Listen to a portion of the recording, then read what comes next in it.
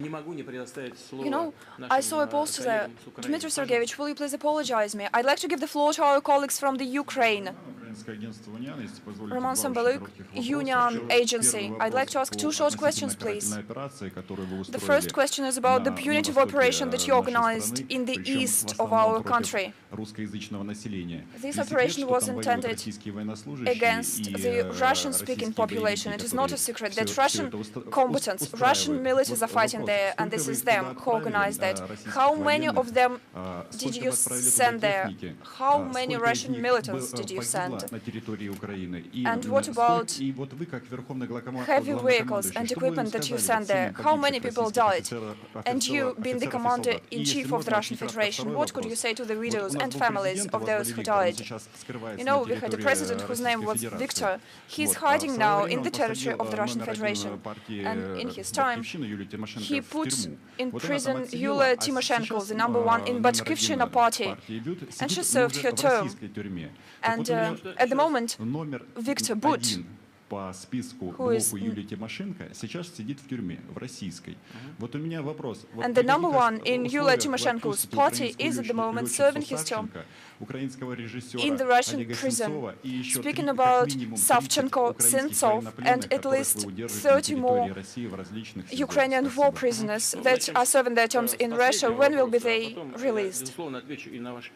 Let me start with your second question, and then I will definitely answer your first one as well. Speaking about Savchenko and when and on what terms she can be released. Our position on the issue is absolutely transparent. The colleagues of the journalists who died fulfilling their professional duty in the Ukraine are here today. And let me emphasize that the journalists who died here did not take part in any military actions.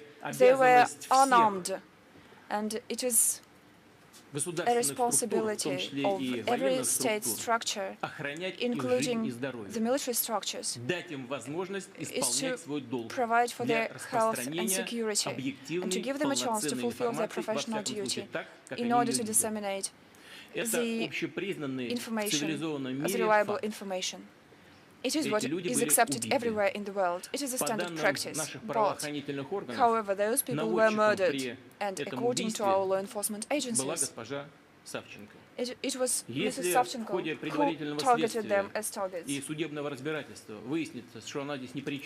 And if during the investigation we find out that she was not guilty, we'll release her immediately. If we find out that she was guilty and she took part in the murder, then I believe that the Russian court will take the relevant decision, and she will serve her sentence according to the decision of the court. At the same time, in advance, no one can claim that a person is guilty of committing any crime, especially keeping in mind that the presumption of innocence is in force in our country. So we will see what the investigation will discover. As for the other troops and other militarymen who you've mentioned, we do not believe that they are war prisoners. They are kept, they are serving their terms in prison, and there is a pre-trial on their cases. They are suspected of terrorist activities. This is my answer to the second part of your question. Now let us come back to the first question, speaking about who is responsible for what. In our country, in Russia, and frankly speaking, like in any other presidential republic, the president is held accountable for everything. And as for the troops, as for their destiny, the commander-in-chief is responsible for that.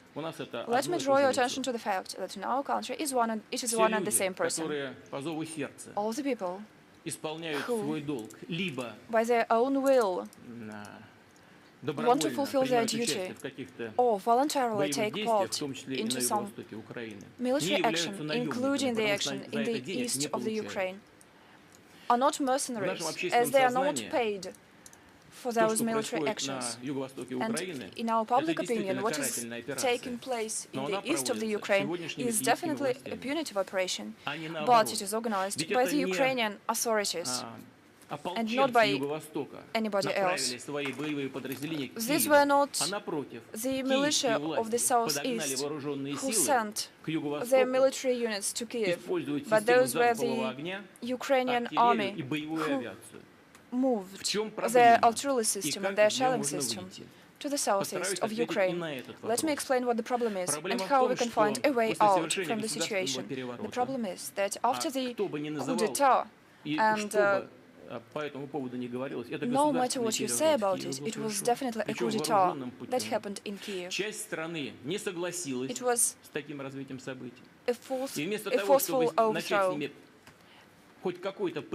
Instead of starting a political dialogue, the new authorities started to use the law enforcement agencies first, and when it didn't work out, they sent the army.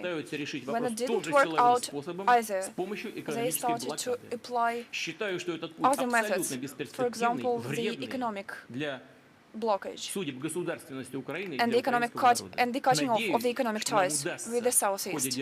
I suppose that it is unacceptable for the Ukrainian nation. We are ready to participate in the process as mediators and intermediaries, and we hope that we'll be able to start an inclusive political dialogue and to use diplomatic means to restore the united political space.